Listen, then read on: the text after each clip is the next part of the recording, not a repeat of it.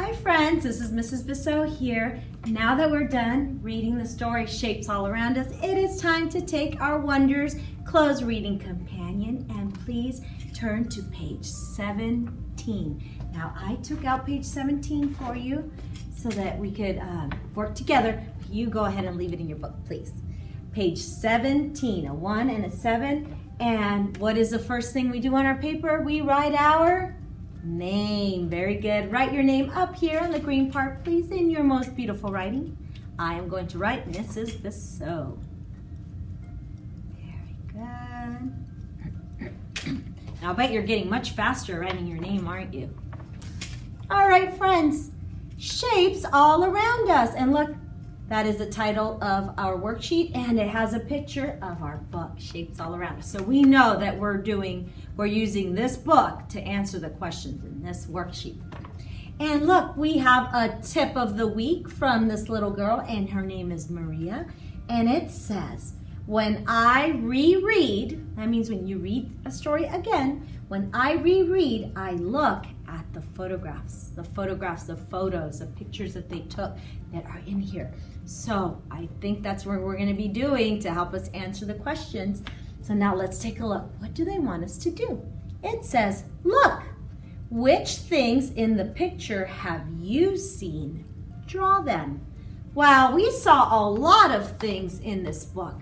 Maybe we need some more clues. Let's see. Now let's read the sentence that they started here for our answer, and maybe that will give us more clues. It says, I see squares in blank. Okay, squares. So that means we're going to be looking for the page where they were showing pictures of squares. So guess what? I went ahead and I peeked ahead of time and I got the page ready for us. This was the page in our story, the pages in our story where it talked about squares. Let me reread it to you. Remember, we're going to reread. We're going to look at the photographs and reread. And it says, squares.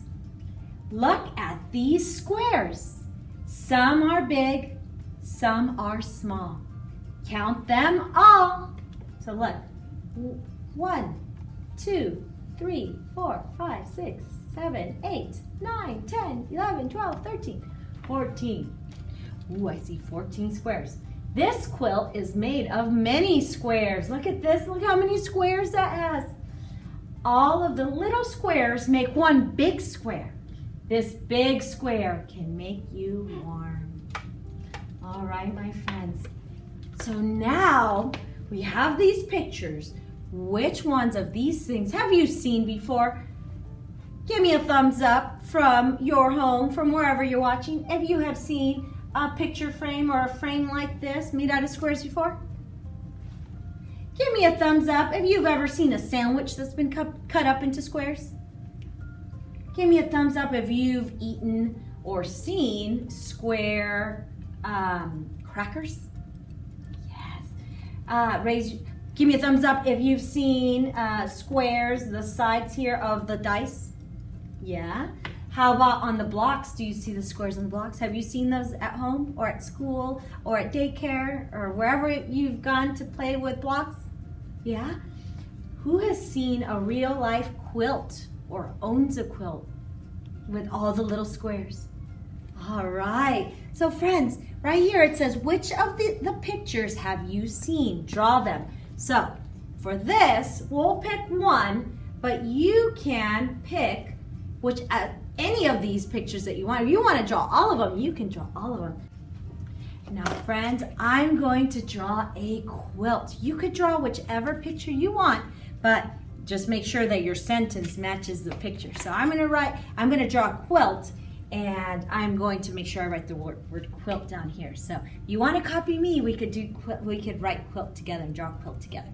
All right, so a quilt. Now remember, we're talking about squares. They have 4 sides that are the same size. So we're going to make 2 that go across, 2 straight lines, and then 2 lines that connect straight down that are the same size. Oh, tricky. There you go. So there's my quilt. And the quilt has little squares inside of it. So if you want, you could draw. You don't have to do a lot of them. Do a few lines that go down And then make some lines that go across so that you have a bunch of little squares. Here's my quilt. When you color it, you can make it all colorful. You make a pattern of coloring. And this showed the little girl sleeping under here. So if you want, you can draw yourself sleeping under the quilt, or you can draw her sleeping under the quilt, or a little head sleeping with her eyes closed. But we're just gonna draw the quilt for now.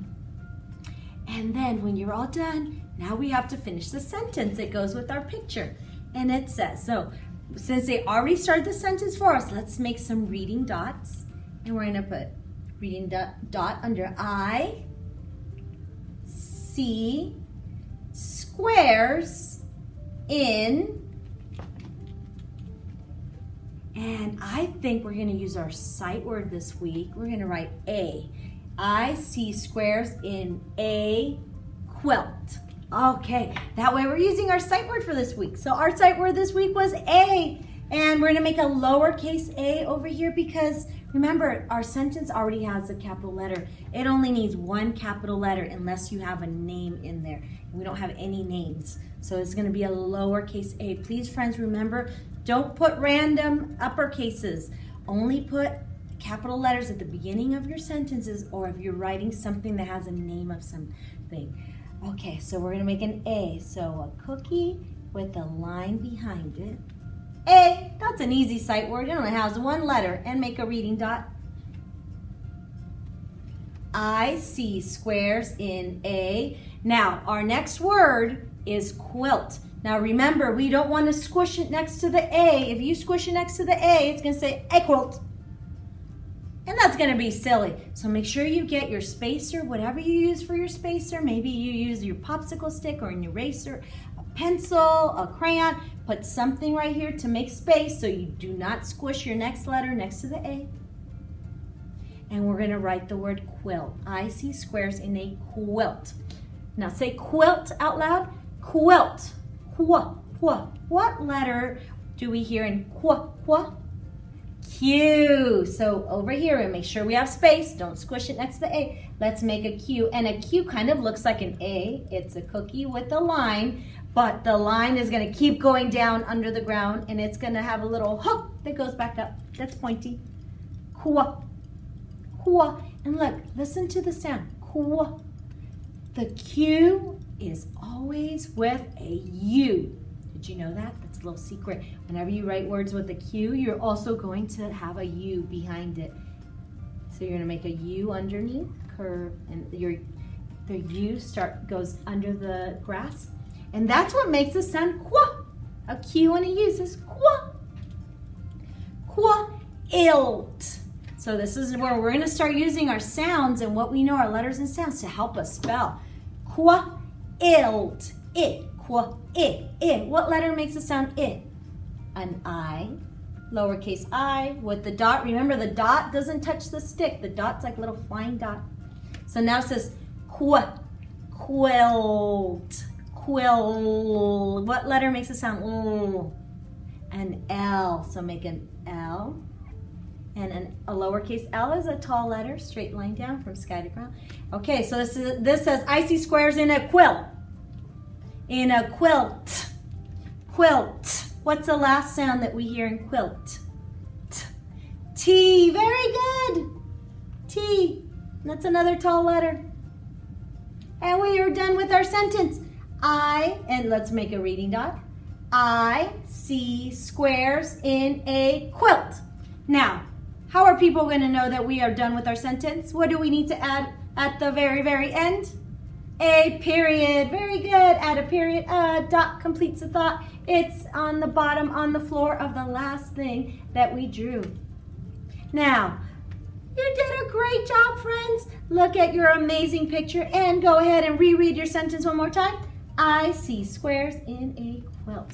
Now, friends, if you decided to draw something else, if you wanted to draw two things, you could say, I see a quilt, and then you could say, and then the other thing. So you'd have some more to write, but maybe you could challenge yourself and write about two things, or maybe you could draw about all of them, but then you'd have to tell me about all of them.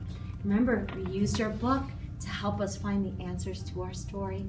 And friends, you did an amazing job. Thank you again for paying attention and helping me complete our worksheet. I will see you again later. Bye.